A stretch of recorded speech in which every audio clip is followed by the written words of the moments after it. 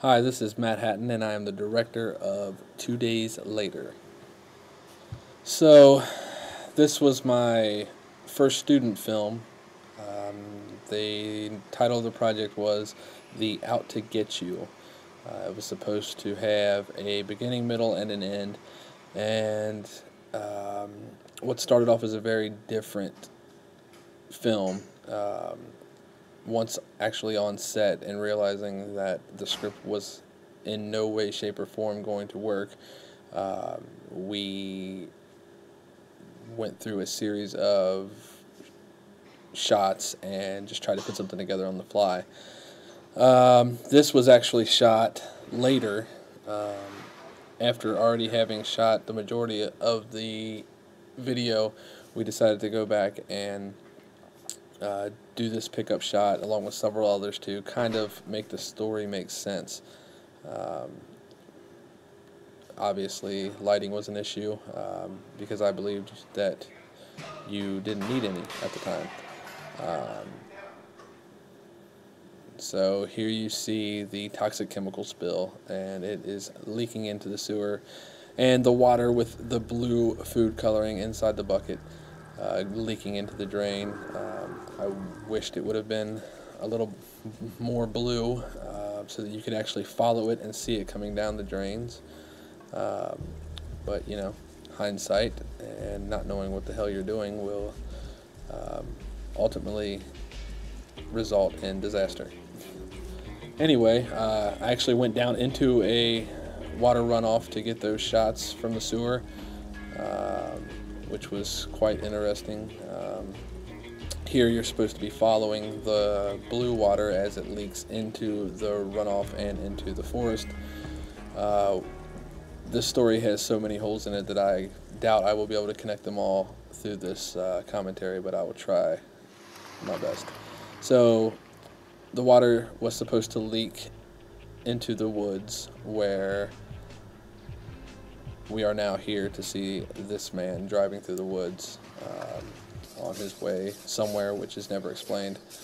Um, and I have no idea where. Now, this here is supposed to be a contaminated animal of some sort, or monster, or you're not supposed to know yet, but that's what it is. It has drank the water, uh, which was contaminated, which you never saw happen. And as of right now, it is stalking through the woods looking for anything to attack.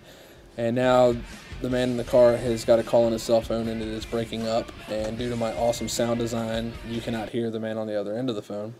Um, that was me being a smartass, by the way.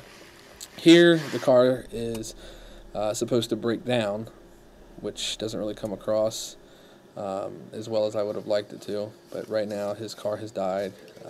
He's pulling over to the side of the road. And here comes Mr. Monster, Yellow Vision, to basically check this guy out and see what's going on.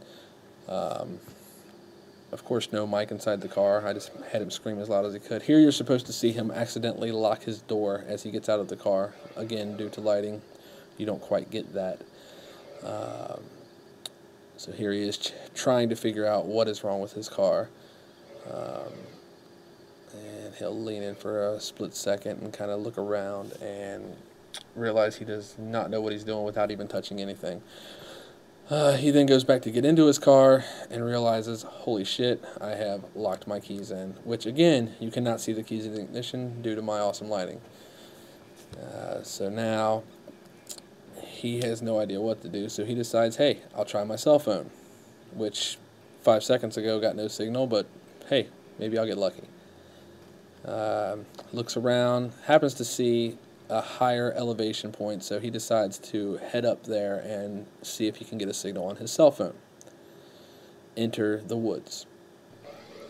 Now, somehow, the monster, or whatever it may be, has got to the other side of the road and is now stalking him. This was shot much later as well as a pickup shot for some reason, which didn't seem to help the story at all. now that I look at it. Here's Mr. Monster stalking once again, and now you see, which you could have seen much better if, again, my lighting was better, that here is a wolf, which is supposed to be Rabbit, and here it comes after him, and that is it. Now he's running from the wolf back down toward his car, and the wolf is hot on his tail and chasing him through the woods, which I actually shot these in the wrong direction. Here he goes. The wolf is on top of him. He's grabbing the wolf, and the wolf actually gets him. And that's it. That's my first masterpiece ever.